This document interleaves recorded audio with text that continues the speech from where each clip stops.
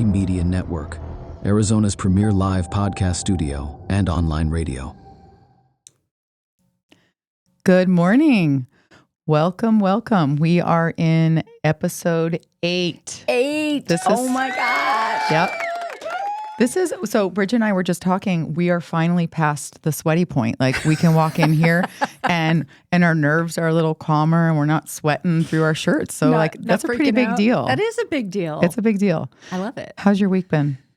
It's been great. I can't complain. It's been a beautiful week and I'm excited for today. Good. Me too. Yeah. How about you? I'm curious if you had any. So last week we had Grazi on talking about self-regulation and emotional control and all of that. Stop. Yeah. Did you implement stop at all in the past week? Okay. So I did not need to implement stop. Oh, I'm so emotionally regulated. I am emotionally regulated. Be a hater. There was one thing that I did implement, so I didn't need to get to the stop. Oh, okay. Yeah. I started setting myself little reminders on my phone. Okay. So when I knew that chaos was about to happen, like I know I'm going to run late. I know I'm going to forget something. I know that these things are going to happen. I've been giving myself like 20-minute buffers. Oh, so smart. I've been doing that, and I have not had to implement the stop. So, yeah. But you know what? Even by you not implementing the stop your body physically, take a step back, observe your surroundings, and P was like proceed with mindfulness. Okay. Yeah. But you sort of, even though like you're not saying stop, you're still using stop because you are aware that you're not even going to get yourself to that point. I'm not getting myself to the stop point. Okay. So and it's actually worked. I'm so happy to hear that. I know. How about you? So we did the podcast last Friday. So Saturday morning, we knew we had a really early morning. My son had to be at his baseball game at 7 a.m. and it was way on like 40 minutes from our house. So set the alarm. I did as much as I could the night before, lay out all the stuff. So I wake up Saturday morning, and you know when you wake up and you're just kind of like, oh, it's like so calm and peaceful. Why am I not freaking out yet? So I like grab my phone. It's 6:30. We were supposed to leave the house at 6:40 or, sometime around there. And I'm like, why did my alarm go off? So instantly, that's how the day started, right? Panic. So we're like, I don't even think I brushed my teeth or showered. It was like, just get dressed, get my kid up, put your clothes on. And then I'm like, okay, crap. I gave myself when my alarm was supposed to go off, I was going to have a buffer to feed him and all of that. Well, that didn't happen. So I had a bag of frozen bagels. I yanked him out of the freezer. I literally threw him in the car and was like, and so we're hauling butt. And we get out of the driveway, we're on the road, and I'm like, I forgot my cup of coffee that, it was sitting on the coffee maker full.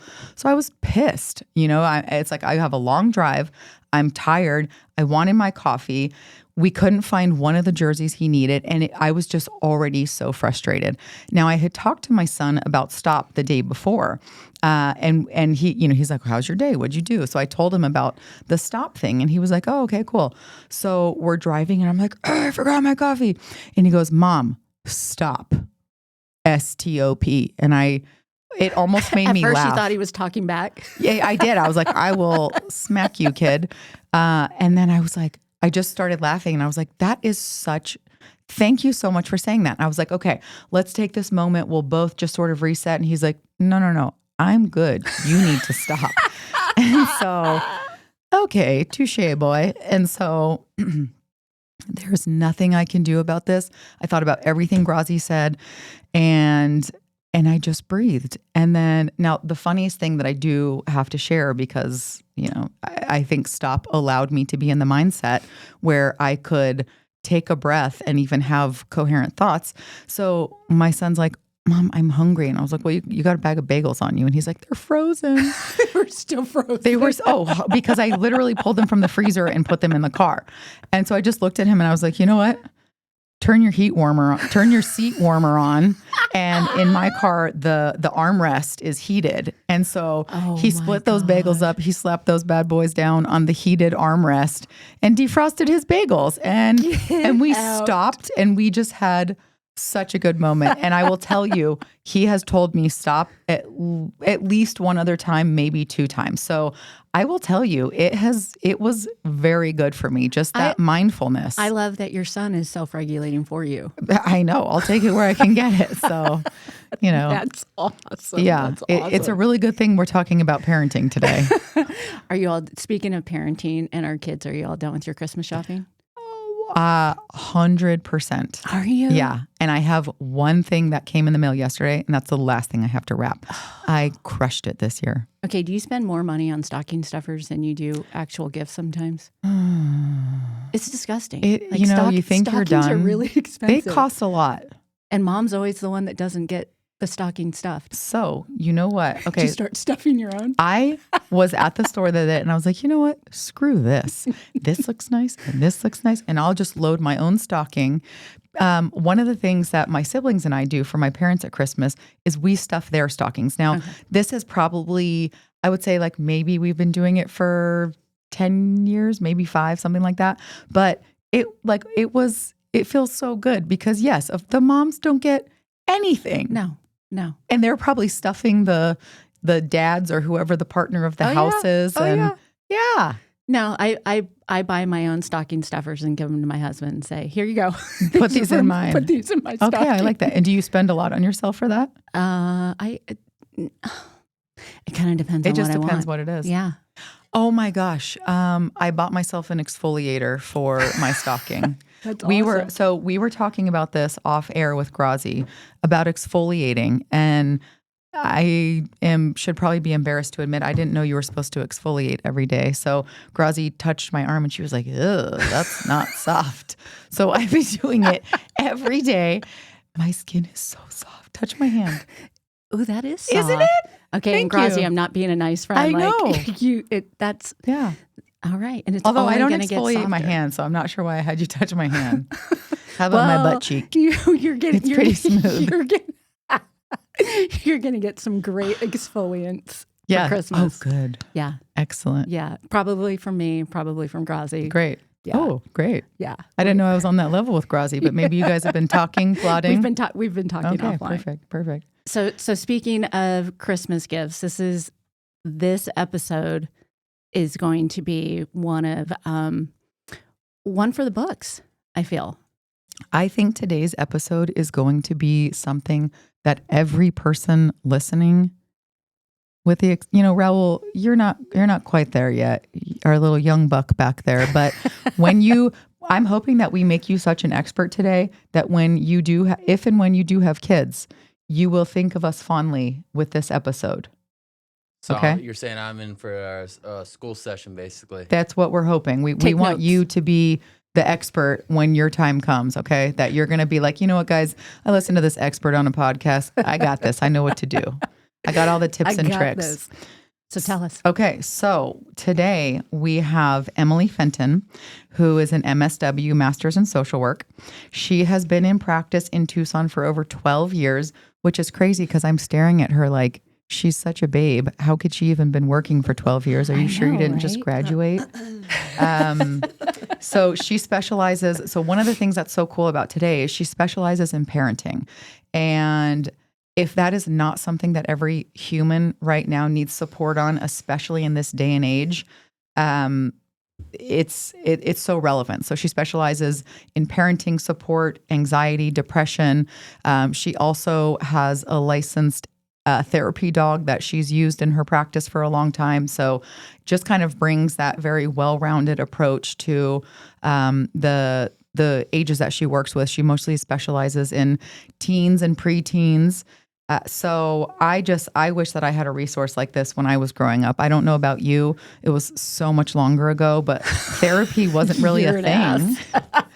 But like it wasn't normalized like it is now. Like kids it wasn't. seeking out and asking like, "Hey, mom, I want to talk to a therapist." Like if I had said that when we were growing up, it'd have been like, "All right, then do we need to commit you to a psych ward?" Like it just wasn't. It wasn't a thing. No, it really wasn't. And I think and it's not that it was shameful. It's like, oh, but you're not that bad. Right. Like if you needed therapy, it was, no, you had to be, you had to be pretty bad. Yeah. You know, There's there was something really wrong with you. There's something like it's either therapy or prison. Like Yeah. it was one of those two things. Yes. Like which one of these are you going to take? Yes. But I think, you know, why we are talking about Christmas gifts and why we're bringing on this amazing guest that we're so excited is coming back to social media, coming back to internet safety, how to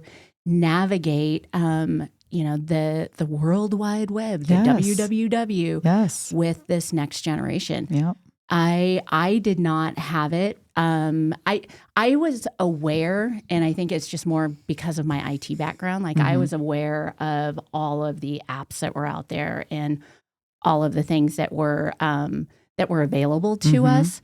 But raising our kids, like they had iTouches. Like that was the first device they had was an iTouch. Yeah. And you had to be connected to the internet and, you know, you couldn't just go everywhere with this. Yeah. So I think, you know, fast forward to now, everything has a connection to, you know, to Wi-Fi or to cellular, Everything. to things like that. And so I'm super excited. So let's take the get camera to it. off of us. Yes, let's introduce our Bridget. We're going to say expert, right? We've got an expert yes, today. She is an expert. So welcome, Emily Fenton. Thank you for being here. Thanks for having me. Yeah, thank you. Yay. So, you know, when we know that this is kind of your world that you're living in. You've got, and it's funny because it's not just like the kids who are coming to you saying, okay, here's my issues. It's the parents now. And parenting in the 21st century couldn't be different. You know, you can't get away with the things that you could get away with in our parents' generation and the way that we were raised. It's just a completely different landscape. So, you know, we're so excited to hear from you a little bit on boundaries and how do we navigate the world that we're living in with all of these teens. Oh, it's a lot. Yeah. And I would say, you know, you're exactly right. I mean, it's just a completely different world that we're living in now. And you can't get away from social media. You can't get away from free Wi-Fi, connect here. It's constant. It's in your face. And if you're not connected for that, you know, 2 seconds, 10 minutes, an hour, you feel disconnected. You feel this angst. You feel this worry of what am I missing out on? And I think that's really problematic because I think it speaks to other podcasts you guys have talked about. How do we be present? How do we be more mindful? What do I do to take care of myself? And instead, I'm living in this world of just this constant need for gratification, reinforcement, attention. And it's nonstop. And we as adults, I think we can regulate ourselves a lot more kind of surrounding this. You know, when I was in college, I couldn't get a Facebook unless I had a college email address. And Is that how it so I was was? a freshman in college. Oh my gosh. And it was like once you were accepted and had that college email, you could have access to a Facebook, right? That was how it all started. Can't they go back to that? And then when I was in grad school, maybe my senior year of college, that was when Instagram started becoming a thing where you're like, oh, like you post this picture and you put little, like a border of a funny filter on it, you know, and you get like 3 likes and you're like, whoa, like this is cool. So I feel like I'm at an advantage with the population that I work with because I understand what this is for our preteens and our teens and my young adults and my college kids now, because I like had a taste of it, but I know how to disconnect from it too. So, and I think just as millennials parenting right now, there's so much to navigate around screen time and when do I give my kid a phone and what do I do to kind of set limits on this? And how do I know my kid's not being sneaky and untrustful and going behind my back with all this? They're always like, sneaky and untrustful. You don't. Yeah. They are always sneaky. Gosh.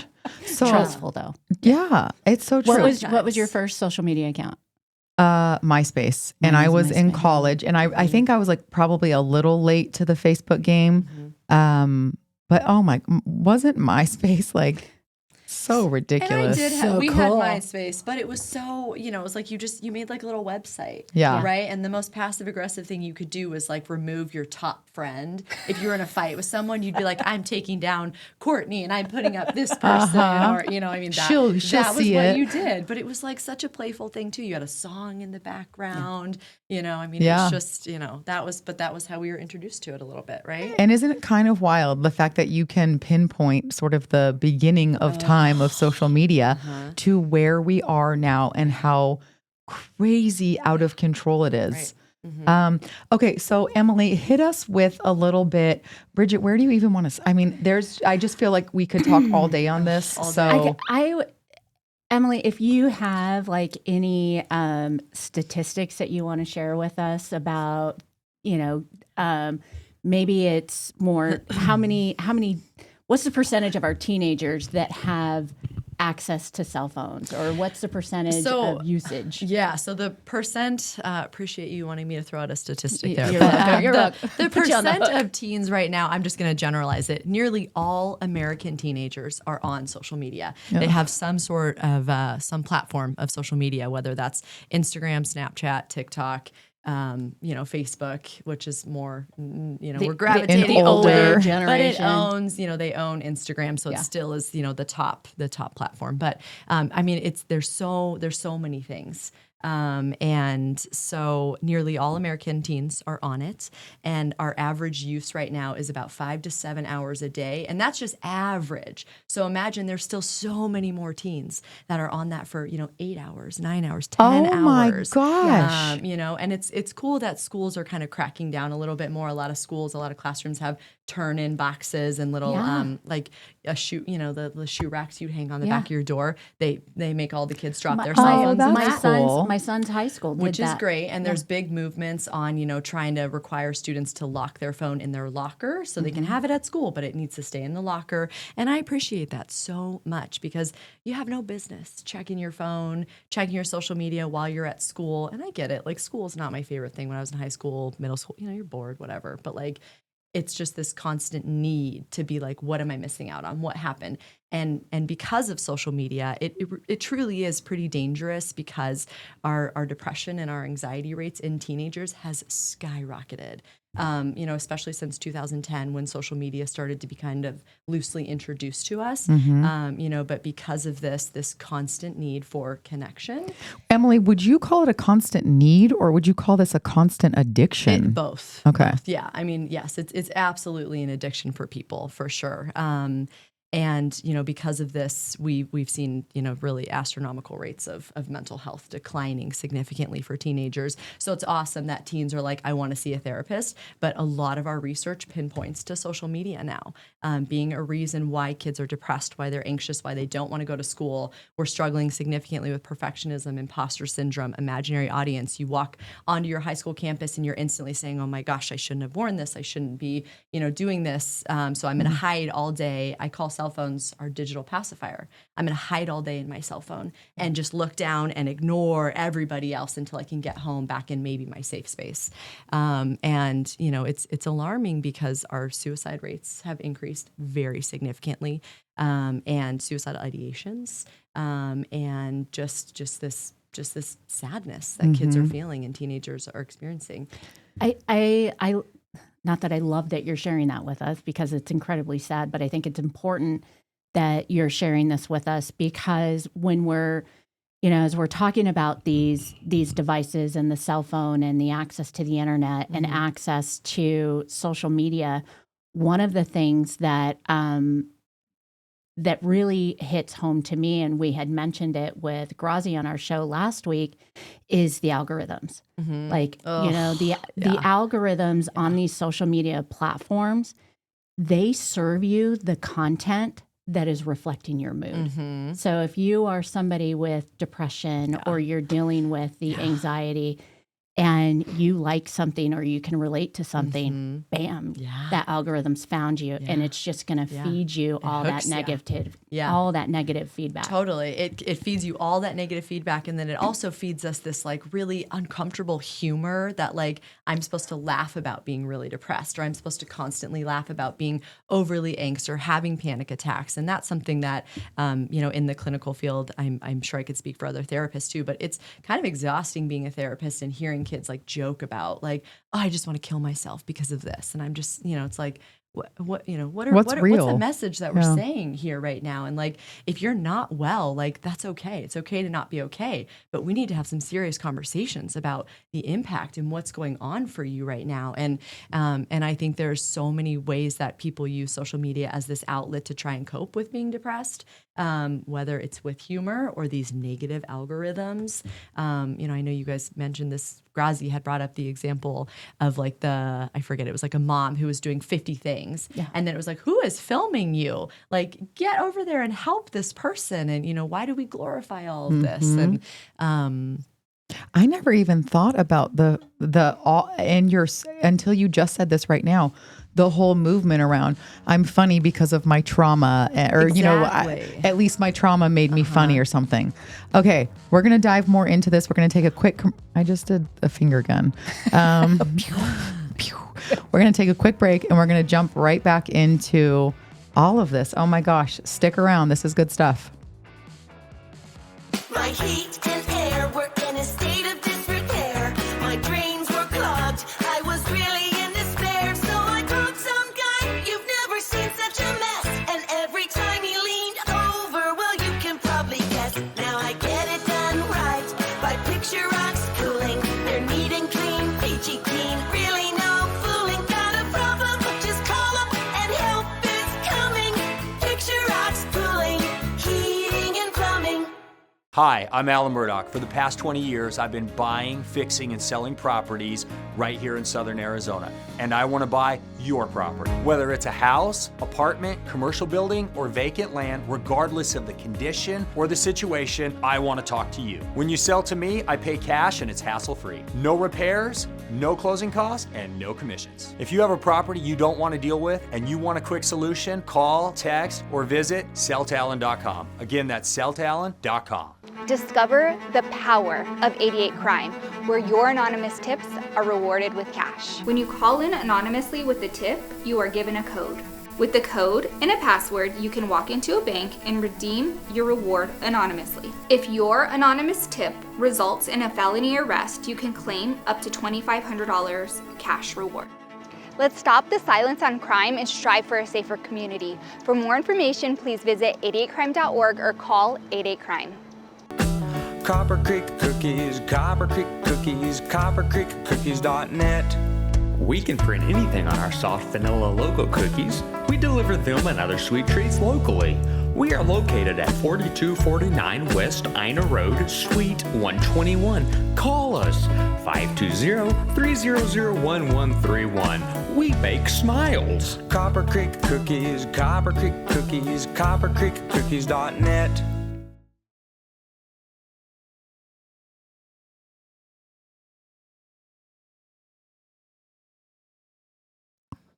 All right, so We're back. into this meaty topic. So we've kind of set the stage here about I don't want to say fears, but you know, some of the fears, some of the angst, some of the more negative things that can happen with social media and access to the internet for our teenagers. But can we take just a few more steps back? And you know, I did not have this awareness or this type of feedback or communication when it came to, you know, we had 4 kids. When is it appropriate to give them a cellular device? When is it appropriate to allow them to navigate the web? Never. Hold out as long as you can. This is the message that I'm telling parents now. Hold out as long as you can. Research shows social media is not good for us. It is not good for our kids. Giving your kid a computer at 9 years old is not good. It's not good for anybody. Need it. And it hurts your relationship with your kid because then we become addicted to this thing. It becomes a constant power struggle. However, I understand it's unrealistic to say, you know, you can never have a cell phone because then I'm the only one that doesn't have it. I'm disconnected. I'm not being invited to parties because nothing is in person anymore. A lot of connection conversations, it doesn't happen as much in person. You don't get the mail invites for a birthday party. It's a text. Yeah. If you're not on the group text, you're a loser. People don't like you. You're rejected. You know, it's so I do understand that, you know, from a kid developmental social perspective for sure. And it's really hard too, because even the kids and the teens, I'm saying kids, but I'm referring a lot to teenagers, that try to refrain from having social media, they're just left out, right? And they want to be a part of that too. So, but the solution is still hold out. Having said all of those things that you just said about the isolation. This is our movement. Go ahead. So no, I was going to ask. So we're talking about social media, but you can have a cell phone device without having social media. So this is the movement that I've been really trying to coach a lot of parents on. Is I know it's hard to hold out on cell phone and social media. So what I recommend parents do is at least wait until their 8th grade promotion. And really it should be 16 when you can have social media, which I know sounds crazy. And I know, there's 4th graders that have it, but it doesn't sound crazy. We just are not at that emotional maturity to be able to have this. And a 12-year-old girl should not be seeing the Kardashians on Instagram and saying, oh my gosh, this is what I'm supposed to be looking like. And I refer to the Kardashians because they have a huge social media platform. Right. And I just wish more celebrities could promote more like body positivity and mental health awareness and all this stuff of like, you don't need to look like me, to be happy, to be successful. Anyway, that's a side tangent. If any of my clients are listening to this, they know how I feel about the Kardashians. I share your sentiments. So I encourage parents, hold out as long as we can, which I know is really challenging. Pick a date, because then you can just refer to that date. You have a kid that's like, when do I get a phone? When do I get a phone? Pick a date, say 8th grade promotion, so May 2026 or whatever it is, and then you use that date as sort of, your buffer when your kid is like, I need it, I want it. It's like, what'd we decide on? 8th grade promotion. And then what I encourage parents to do is don't do a smartphone now. Get a flip phone. Right? And if you need to get an Apple Watch, get a smartwatch, whatever for the younger kids, fine, you can do that. But try to start with a flip phone, because your kid does not need access to everything that they think they need. You are the adult. You make that decision for your kid. Your job is to help influence, not control your kid. Your job is to be a parent, not to be their best friend. It's not up to us if our kid feels good or not. You need to be the one to say, this is what I know is going to be beneficial for you and in the long run. It might be really hard for us in our relationship right now, but I promise you, when you introduce that phone and when you have this screen time addiction and this social media addiction, it's going to hurt your relationship. It will. There's no doubt. So I say, hold out, pick a date, start with a flip phone, and then I have a lot of experience with contracts with cell phones, which I think are complete bullshit. Tell me, complete bullshit. Tell me more about that. The contract of writing down, this is my phone, I'm buying it for you. The contract, you must sign this and say, I can have access to it anytime. Of course, your kid is going to say, yes, absolutely, I'll sign anything you want, because they're getting that phone. Yeah. But you can't maintain a contract. You can't keep up with that. You're going to lose that piece of paper. You're not going to want it on the fridge anymore because it doesn't look good in your nice, pretty kitchen. So Take a picture it on your cell phone. Text it to each other. Exactly. Like contracts, no, they're just stupid. So what you need to do is you need to set really firm limits and expectations and boundaries around the phone, and that involves having a screen time. A turn-in time. And screen-free zones. And this is something I would love to patent. Tell us, give us more. Give us everything on this. So my screen-free zones and cell phone-free, zones. Set these up in your house. Kitchen should be a cell-free. Oh my God. That's cell phone free. I need to just do like SPF. Is that what it is? There you No. go. C. Wait. Okay. Here we go. I can't even figure out that. I was like, we're going to call it a Sorry. cell freeze. We're just going to call it cell freeze. Okay. Your cell phone free zones. Kitchen. No need to have your cell phone in there, right? And parents, you're going to need to model this too. But when you're at the dinner table, you don't need to have it. Mm-hmm. Let's have some conversation. Let's play a game after dinner. You don't need to check what's going on. Everything is fine. It will be there. Mm-hmm. So I love the idea of setting up these zones where it's like no cell phone allowed. What's turn in? And then real quick, the car is also my big Ooh. cell phone free zone. Bridget, just simmer down, okay? Simmer Wow, down. so We'll get to it. excited. I I'm so know. excited. I know. Gosh. While you're driving, and I think way too many of us are guilty of being distracted by our phones. Christina. But we want to model this to our kids too, especially for our younger teenagers, because they're going to start driving. And unfortunately, accidents are on the rise with us being distracted drivers and being on your phone and texting and, TikToking, singing a song, sharing people, look at me, I'm driving. It's constant, it's nonstop. So if we can start to really model this movement of like, we don't need to have this right now. When you're driving, you need to know where you're going. You need to know what car is driving behind you. You need to know north, south, east, west. You don't just rely on your Google Maps to take you everywhere. Because I know there's a lot of teen drivers that have no interest in learning our streets, and Tucson could not be an easier place. It's north, south, east, west, with like Main Street. It's so easy. But so I try to really encourage, like, if you're going to do the phone, then you need to establish these cell phone free zones, and then the turn in time. Bridget, I'm so glad you brought that up. Thank you, Emily, for bringing us back. So a lot of people wonder, like, do I let my kid have their phone in their room, even my 16-year-old? And to me, from my clinical perspective and experience, the answer is no. You do not let the phones stay in the room. There's no need after 10 o'clock at night for your kid to still have access to this constant exposure to social media, to friends, oh my God, to it's talking. their alarm. I know. Guess what? Buy 'em an alarm. Alexa works great. A little Google Home, an alarm clock. Those we can freak bring me back out. some old school stuff. Those freak me out. The Alexas, Tell the, me. the Why? Google Homes. I love. Because it's always listening to you. So what? What are you talking is about your that phone. the government can't hear? No, I just want to get paid for it. If you're going to listen to me all day long, pay me for Oh, it. there you go. I like that. Well, call Google and tell them that. See what they say. I know people say that, but I'm like, what do you have to hide? I don't. Wow. I Yeah, don't- right, Bridget. I I so just don't trust you anymore. I Yeah, actually you're one have of a lot them, to huh? hide. Uh-huh. You don't know. Okay, the idea of the turn-in time. So this is so funny because before, this was maybe a month ago, before we even had all of this fleshed out into what we were going to discuss today. So my husband turn-in time is 8:30 for the girls. So their phones go in our bedroom on the charger 8:30 p.m. every single night.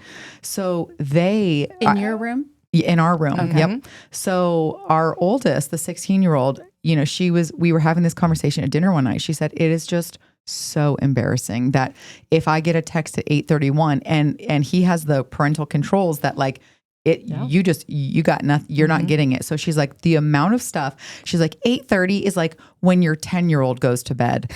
And I don't even get to, be part of my friendship world past 8:30 p.m. And she's like, the amount of things where they're like, oh, well, we know she's not going to get it because it's 8:35.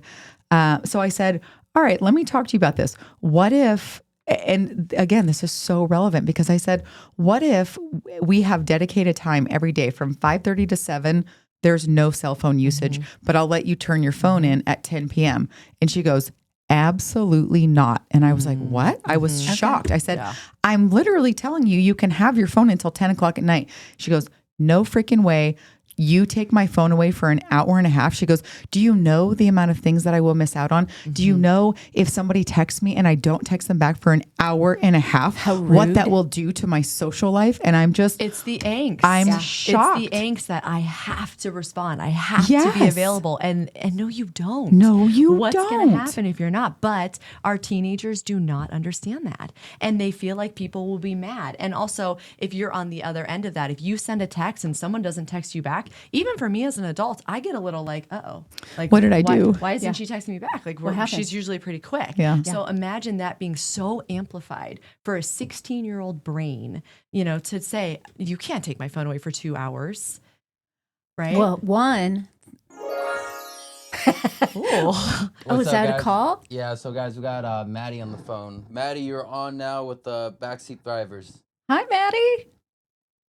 Hi, guys. Hello. Long-time listener, first-time caller. Oh, how fun. Love it.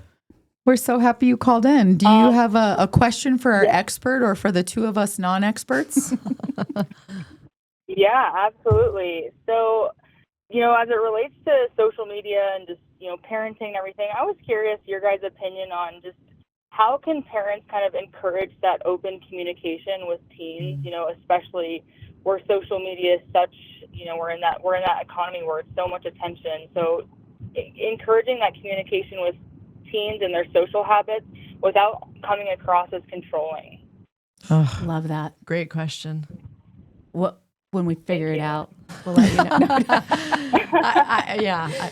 Go. I think that's a great question, Maddie. And what I'm hearing you say is like, well, how do we sort of have this fine line with letting our kids have some of this trust and autonomy with social media, with not being overly involved and overly controlling? Because at a certain age, it is okay for your kids to have social media. We want them to connect. I don't want your daughter to feel like she's going to be this isolated person if she's not on her phone for a couple hours. But it's helping your kid navigate and understanding that that's not the reality, right? That's this distorted reality that like if you're not constantly there, like it's going to be okay. It'll be okay. And I think like one of the things that I still do this with my kids is we'll sit down and we may all be on our phones in the living room together. I'm on my social feed, they're on theirs, but we're sharing. Sure. Like, hey, look at this. Sure, hey, you're look having at this. some- Or I'll lean over and like, hey, can I see what what you're laughing at? Yeah. Because they're sitting there and just rolling. But and that's fun connection. But it's a fun connection, but they're letting me when they first got it, they were scared to death of are you going to judge me on what I'm laughing at, what I'm looking at? And then as they, as we got a little more comfortable with it and was like, no, I got that video too. Yeah. Oh, okay. Then it's not as, they don't feel as judged. Yeah. And if we're looking at the same stuff, and then it does enable the conversation where you really shouldn't like that. Yeah. Like that And was that's, inappropriate. I think that's what it stems down to. So Maddie, to kind of jump back to your question, it's having these really good conversations ahead of time, doing a lot of prep work ahead of time for your kids, teaching your kid about internet safety, letting them know the Google ad saying you're the millionth subscriber, you won $1 million, letting them know that's false. Letting them know that 90% of what they see on social media is distorted reality, right? Like it doesn't, you don't need to be sitting on a mountaintop drinking a cup of coffee, doing a yoga pose to be liked and loved and accepted and successful. And so I think it's really setting up these conversations ahead of time and educating your kid and, talking about how do you feel when you see something like that? Like what is that like for you, and bringing it back to yourself a little bit if your kids will allow it. Sometimes they're like, I don't want to hear that. You're old, you don't get it. So cringy. Yeah. And if they'll allow you to talk a little bit about your experience with it or say, man, I would feel really uncomfortable if I saw that. And that's sort of what you do. So you don't come in overly controlling. You give them that sense of autonomy to sort of understand and figure out what is their identity, what's their relationship with social media, and what do they want that to look like. And hopefully they get to the point where they can say, this is toxic. This is not good for me. Yeah. Maddie, if I can put you on the spot, what sort of boundaries do you have around social media with your kids? In general, I appreciate all of what you guys have shared so far. In general, like we definitely limit our social media exposure. We don't want them to be glued to the screens. And we've kind of had some of those open conversations of, what you're seeing is not reality. You have trusted people that you can go to and ask questions, and, you don't want to be the person in the room that's like, you feel embarrassed to ask your friends this because they may not be giving you the real answer of what something is. But I think overall, I still do notice, maybe not even just social media too, like sometimes where it's like, oh my God, I see them getting lost in these YouTube shorts, and I'm like, I'm looking at these zombies, where it's, I get it, it's okay, they get and I can be a victim myself where, I'll spend an hour at night scrolling on social media, and then I'm like, what the frick am I doing? The doom scroll. Especially in a kid where, especially in a kid where the brain is developing and it's, kind of creating that while also, being that example myself. They don't see me doom scrolling because it's at night, but I know they don't have a Facebook, they don't have Instagram, but our oldest does have a TikTok, and I think the youngest one also has like a Snapchat, and they keep in touch with their friends, and it looks like so far from what I've seen, everything is good. And obviously I feel like sometimes it's inevitable where there's going to be stuff that comes across, or maybe their time exposure is too long, and I don't want to come off as controlling, like, okay, this is enough. Yeah. But I really appreciate kind of how you mentioned where it sounds like kind of pre-communicating and having a lot more open-ended questions where I'm encouraging them to think about it if it's not something that's crossing their mind, and kind of letting their mind do the work. Questions are the best thing that you can do for your kids during development. Asking questions that helps kids process on their own versus us giving Telling kids them. thoughts. Yeah. Awesome. And that's also a big thing that social media does. We like no longer think for ourselves anymore. So I'm a big advocate for ask those questions. Get your kid thinking, hear what they have to say, and don't, feel like you have to jump in and correct. And honestly, Maddie, if the examples you're sharing, I would say, it sounds like you're doing a great job. And I would say if you are ever feeling concerned, it's better to be more in control than not. If you're like, I don't want my kid mad at me because of social media, so I'm not going to ask. Like, what are you reinforcing? It comes back to your initial comment. We're their parents, not their friends. Love it. Well, thanks, Maddie, for calling. We appreciate it. Thank you guys so much. Have a great rest of the show. Appreciate your time. Thank you. I think Bye. bye. I think what we're saying here is that access comes with a lot of discussion and a lot of ground rules. Yes, conversation. All right, More conversations. We'll get back into this conversation after this next break. Awesome. There is so much. My heat and air were in a state of disrepair. My drains were clogged. I was really in despair. So I called some guy. Never seen such a mess. And every time he leaned over, well, you can probably guess. Now I get it done right by picture rocks cooling. They're neat and clean, peachy keen. Really no fooling. Got a problem? Just call up and help is coming. Rocks cooling, heating and plumbing. Hi, I'm Alan Murdoch. For the past 20 years, I've been buying, fixing, and selling properties right here in Southern Arizona. And I want to buy your property. Whether it's a house, apartment, commercial building, or vacant land, regardless of the condition or the situation, I want to talk to you. When you sell to me, I pay cash and it's hassle-free. No repairs, no closing costs, and no commissions. If you have a property you don't want to deal with and you want a quick solution, call, text, or visit selltalon.com. Again, that's selltalon.com. Discover the power of 88 Crime, where your anonymous tips are rewarded with cash. When you call in anonymously with the tip, you are given a code. With the code and a password, you can walk into a bank and redeem your reward anonymously. If your anonymous tip results in a felony arrest, you can claim up to $2,500 cash reward. Let's stop the silence on crime and strive for a safer community. For more information, please visit 88crime.org or call 88crime. Copper Creek Cookies, Copper Creek Cookies, coppercreekcookies.net. We can print anything on our soft vanilla logo cookies. We deliver them and other sweet treats locally. We are located at 4249 West Ina Road, Suite 121. Call us 520-300-1131. We bake smiles. Copper Creek Cookies, Copper Creek Cookies, coppercreekcookies.net. Thank you. All right, back. We're back. This is so good. So one of the things that we mentioned over the break, Emily, that you wanted to share with our last caller was limitations. So as we're setting up these accounts, tell us a little more. Just sort of like the last piece of like, how do I introduce a phone and that trust and social media and all of it. So the last kind of piece is, like I said, the contracts are no good. It needs to be these really direct, upfront, transparent conversations that need to be had at the start with a phone. Like before that box is opened. You need to let your kid know you are going to have all the parental control apps right now. It is not to punish you. It is to keep you safe, because we know the internet is not a safe place. Sorry, let me not generalize that. There are a lot of things about it that cannot be safe, right?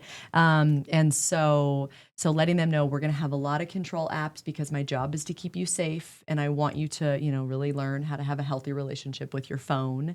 and your screen time and your limits. And then to also say, with the turn-in time, there's going to be a set time every night. So Christina, you kind of touched up on that with your home. Sounds like, sometimes that works. And, but letting them know that if we don't follow these rules, the phone is gone. And I think it's okay. Maybe if you want to do like one chance where you say, okay, we didn't do the screen in time, here's your warning.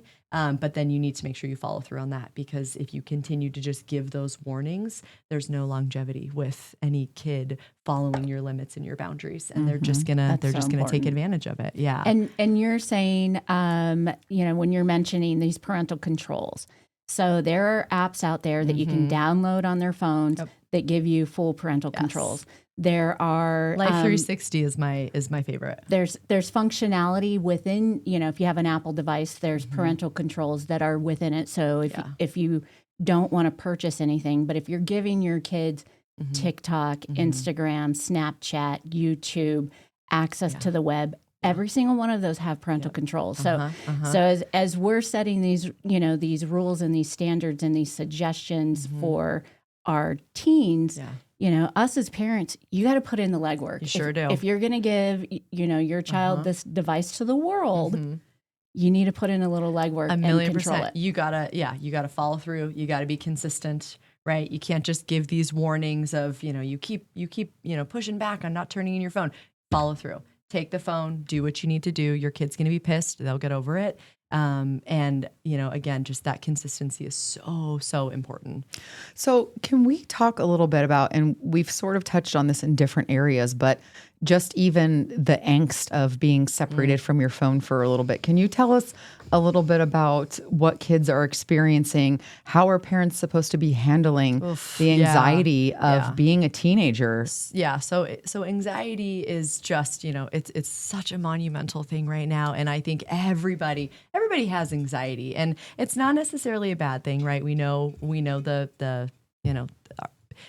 our history about anxiety. We know that it keeps us safe. Your little amygdala is telling your conscious, I'm being eaten by a bear. It wants us to stay safe. But sometimes, you're not being eaten by a bear. You're just raising your hand in class, or you're asking a girl to prom, or whatever it is. But our anxiety, gets in the way of that. And it really interferes us being able to have kind of a high functioning, successful day.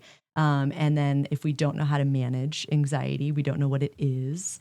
We don't know how to kind of regulate ourselves through it. We get really trapped in these spirals. We might have all these irrational thoughts. We might want to avoid. That's a huge thing that we do, is we avoid. So I said earlier, like, our phones are the digital pacifier. You just look down, you avoid, you don't want to connect, you don't want to talk to people. You're standing in line at Starbucks, and God forbid you make eye contact with somebody. You're standing, just all of that. But the anxiety that kids are feeling, is just so immense these days. And I have parents all the time say, like, how do I support my kid through anxiety? And I always ask, well, what do you do? And they're like, well, they're stressed about not getting invited to this party. So I just tell them, don't worry about it. It'll be okay. Or they're stressed about their presentation or the math test. And I say to them, everything's going to be okay. You got this. You're going to do great. And then I say, how does that work for your kid?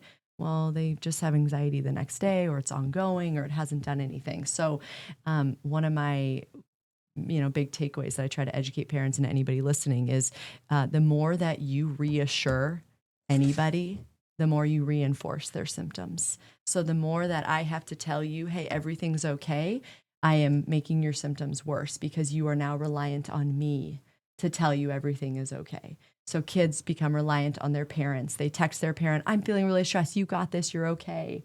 And encouragement is totally good and fine. I want you to love on your kid and support. But there's no self-regulation there. There's no self-regulation there. So when I said questions are awesome, you want to ask your kid questions. What are you feeling right now? What are you thinking? Is this helpful for you? Have you been in this situation before? What's gotten you through this? How can you work through this? And reminding your kids that, like, you have the power to manage your own thoughts. You have the power to get through this sense of anxiety that you're feeling, because anxiety is temporary. Maybe you feel it 80% of the day, but it's typically not 100% of the day. And if it is, call me, I'll help you. Go ahead. I think one of the most powerful things, and you were sending out a newsletter, and so I was constantly checking it for the tips and tricks of parenting. And one of the things that you said, I think it kind of goes in line with this is, what's the worst that's going to happen? And so, okay, so you have a presentation and you're so nervous. Okay, what's the worst that's going to happen? Right. So talk us through, maybe that's my favorite thing. Worst case, best case. So if you have a kid that's, we'll use a presentation example. They're terrified to do this presentation. And you say, what are you feeling worried about? Kind of do a little bit of a foundation. What are you worried about? Oh, I'm going to mess up. I'm going to stutter. I'm going to sweat.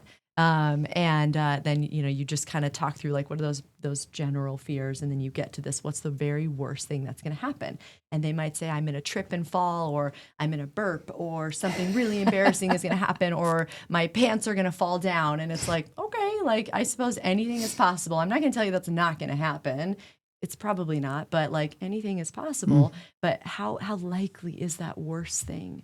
That worst case scenario, how likely is that to happen? And that's what you want to ask your kid. And they go, well, probably not likely. Okay. And when you've been in this situation before, how did you survive it? How did you get through it? What happened? And you want to start kind of bringing them back up out of that spiral. And you want them to be able to identify with what's worked, what's helped, and knowing that extreme worst case scenario, it's really likely not going to happen. And then sometimes the worst case scenarios are true.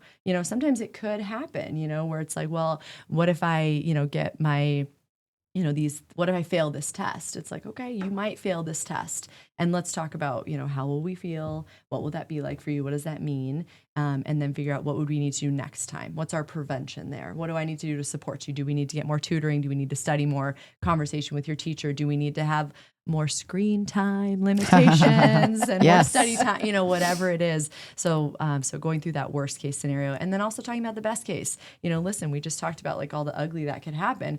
What might be okay about this? What might happen if you're really successful here? And that's kind of the cool thing to end on for the kid, because they might say, well, I might pass my test, or I might crush this presentation, and you go, hell yeah, like you got this. And that's where you can kind of go in with some of that supportive reassurance and validation. Okay, so if That's you would huge. repeat what you said about reassurance and reinforcement. So reassurance reinforces symptoms. Okay. The more that I reassure you that everything's going to be okay, you become codependent, you become reliant on me, and your symptoms get bigger. So let me give a quick kids. Let me apologize to let my me give children now. just a quick example on that. So it's like, if you have a kid every day that's like, Mom, is something bad going to happen? And you go, no, everything is good. And your kid goes, oh, okay. And great, they're fine, they're off. But then the next day, they're going to come to you and say, Mom, is something bad going to happen? No, everything is good. Yeah, you're okay. Okay. Mom, you just get into this pattern of them relying on you to calm their little amygdala, to calm their body, to calm their nervous system down. And I want your kid to be able to calm their nervous system down themselves. And so what you want to do is say, hey, you're feeling really worried about something. What do you think is going to happen? How often do tsunamis come to Tucson? How often do these You never know, extreme? Emily. You never know. How often are you struck by lightning? You want to ask that question right back to them, as silly as it might seem. But you want your kiddo to say, I've never been struck by lightning. I'm going to be okay. And where do we go to stay safe in the rain? We stay inside, or this is what we do. You want to ask them, what do we do to keep the house safe at night? What do we do? That you just jump back in. Put with it back on them. I like that. But it is, and I think and it's probably my generation and younger that we have taken every obstacle out of their way. Yeah, we have tried to take every barrier out of their way to where they don't know how to pick themselves up when they fall. They don't know how to self-soothe, so to say. Right. They can't calm themselves. They don't know how to open up a Gatorade bottle, or they're changing Capri Sun containers because our kids can't put the straw in them anymore. Shut up! Is that real? Is that a thing? That's a real thing. Oh my gosh! But I know I'm being exaggerated here, but that's Wait, but Bridget, I need to know: is this really happening or not? Capri Suns are going to a twist cap. You heard it here first. You heard it here first. But I love that, because as a mom, as a nurturer, I want to reassure them. Of course. I want to reassure them that everything's going to be okay, especially, in this day and age where everything isn't rosy and there is scary things. Totally. And, things happen at school, things happen on your drive, things happen on social media, whatever it may be. Totally. But teach them to control their own anxiety and their emotions, and it's not small little tools right now for their it's not mine. toolbox. Yeah, Yep. that's awesome. So, Bridget, what I'm hearing her say is that you failed epically. What I'm hearing her say No, is that's you're not still what I'm failing. saying. No, that is Okay, not wait, the hold on. message. My baby is turning 18 today. Yay! Shout out to Yes, that boy. Shout out to that boy. And, I think although I have, taken many barriers out of their path, I hope that I've given them these kinds You've of raised tools. incredible kids. And that was our goal, is to fill their toolbox with all of these tools. And if they decide to leave it in the trunk of their car, well, then best of luck to you. Are you in control of that? No, I'm not. No, your job was to try and influence, not control. Influence. Not control. We're influencers in a Yes. totally different Yes, way. you Yes, we are. I love it. Oh, this is so good. Okay, so I know there was a couple other things. We've got about 6 minutes left. A couple other things we wanted to hit on a little bit. Can you give us Emily? Now can you? this is personal. I know. I'm like, I I'm you know her. Yeah. I'm on your level. Great. So talk to us a little bit about safety in social media, because I think one of the scariest things as a mom of a son, but also as a couple of teenage girls, you can get into a lot of hot water. So what message do we give to the kids about, in this world where, as you said earlier on one of the breaks, nothing is private anymore. Nothing is private. Again, setting your kids up for success. Once you introduce social media, lots of conversations surrounding it, telling stories about what has happened to other people, who have maybe done, not the safest or healthiest things on social media. Nothing is private anymore. You go to a party, you go to an event, you go to a play, you go to your kid's recital. Nothing is private. Everything is constantly being filmed. And so I think that's a really important message for parents to really emphasize to your kids, is like, you might be at a party and, high schoolers, if they're drinking or, doing the things high schoolers do, it's just really important for them to recognize and to understand, like, it's possible somebody could be filming you in the background. If you're really drunk and you do something really stupid, that might surface again. So being really careful on that type of stuff. And then everything you post, everything you say, even if you delete it, it's not gone. It's forever. You send those, you send pictures to people and you delete it, or you tell them not to show anybody, they're going to show people. You break up, things are going to happen. So having really, really strong conversations and just education, because again, if teenagers choose to do this stuff, it's not in your control. We're going to really hope and pray that they don't do that, but they probably are. And it's okay for kids to learn from this type of stuff too. But And adults too. Yeah, You're looking for a job. Hey, that recruiter's going to find you on social media. Right. And not just your LinkedIn. Yeah. Right. Yeah. And anybody can Google you and search you now, and they can pull up pictures of you. My wedding pictures are on Google, which drives me bananas. I don't want to talk. I don't want to talk about it. That's neither here nor there. But it's nothing is private, and so you really want to do lots of education on safety. Don't give your name, your information, a lot of that basic stuff that I think we were kind of taught some of that stranger danger. And then again, just helping kids understand what the World Wide Web is. What it means when you open Google, not even social media. When you open Google, you have endless information, and you have no idea who is behind that information, right? So anything you put on Google, if you Google how to lose weight, and someone is like, Ozempic, or this or that, it's like, you don't know who is saying this information and trying to educate you. So that's a really important thing to let teenagers know. It's same with TikTok influencers. I am not a TikToker, and I think our world of influencers right now is just eye roll. It's ridiculous. Yeah, totally. And there are influencers that are giving mental health advice. And I have clients that talk, they utilize TikTok, which is fine. And they're getting mental health strategies from somebody that's unlicensed, unqualified, has no degree, has no business, talking about, this worked for me, so this will work for you. Talk about what worked for you. That's fine, but don't push it on, really impressionable kids. No, I think so one of the things that I also wanted to share is, as we're talking about cell phone devices. We're talking about computers. We're talking about access to the internet. We're talking about social media and all of the different apps and YouTube. One of the things that was really enlightening to me as a parent is the video games.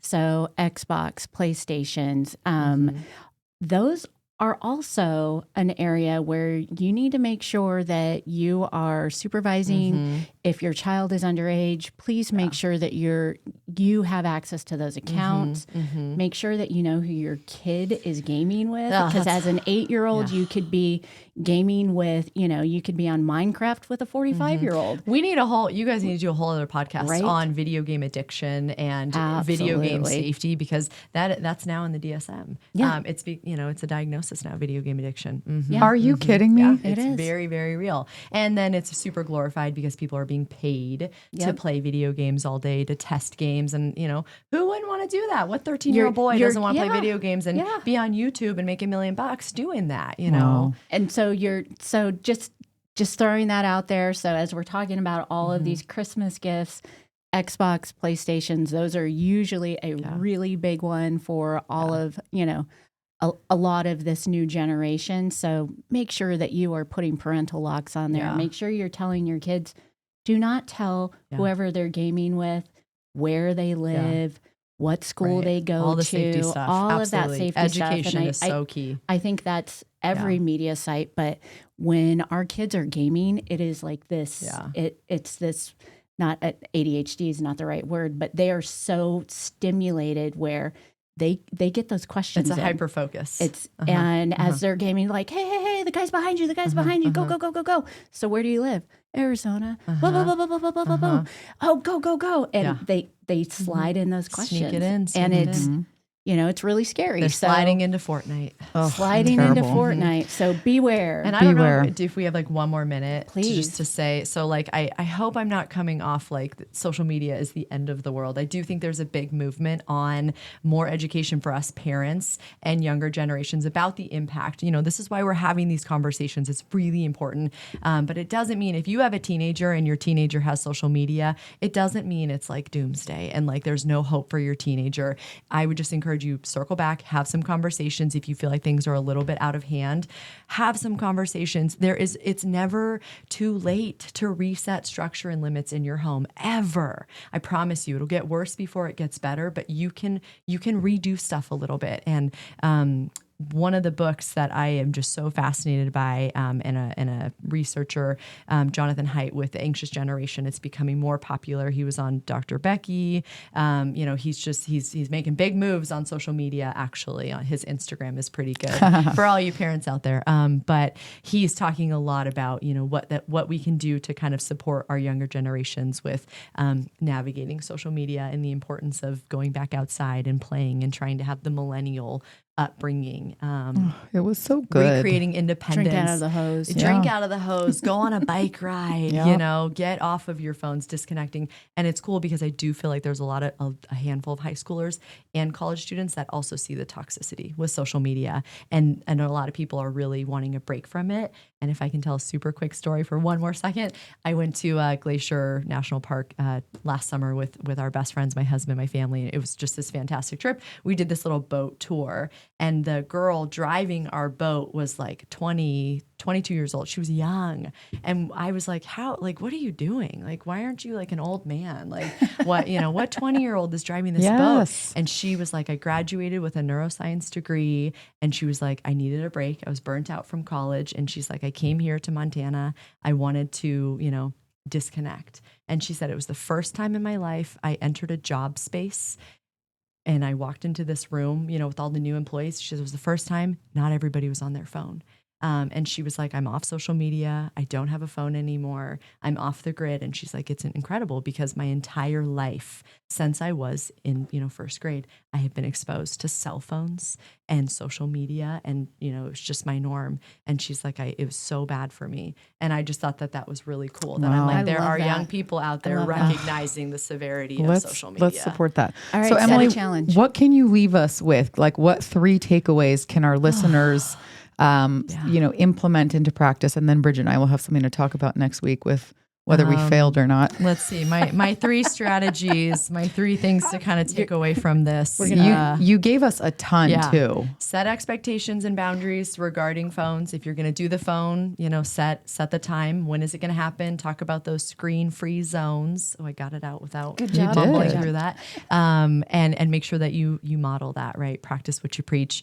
Quit reinforcing anxiety with reassurance. I love that. Try to practice asking your kid some questions before you want to jump in and rescue and make your kid feel good and safe and loved, which I want you to do. But before, try to take a step back, the STOP perhaps, and try to implement asking some questions. Get your kid thinking on their own. And I promise you that will be very beneficial. And do it more than once. Don't just try it once. And if your kid says, I don't know, what's your best guess? You've got a brain. I know you got this. Think about it. Put it back on them. Try really hard. And then the other thing that we really didn't get to talk about was, of course, if you are struggling with your mental health, seek support. If you know somebody, if you're the parents, you need some help. I do a lot of one-off sessions for parent coaching. If you need help, talk to somebody. Yeah. How do we find you if somebody's interested in scheduling the session with you? elevatedtherapyaz.com. Okay. Yeah. Awesome. I'm up on the northwest side. We'll have this all posted on our page as well. Emily, thank you so much for joining us today. This was so great. Thank you. Bridget, where do they find us? They can find us on Instagram at backseat.thriver. You can find us on YouTube at backseatthriver. Or you can find us on all of those areas on our website at backseatthriver.com. Love it. And as always, thank you, LTD Media, for just being such an awesome platform and group. So have a great day, and we will see everybody next week.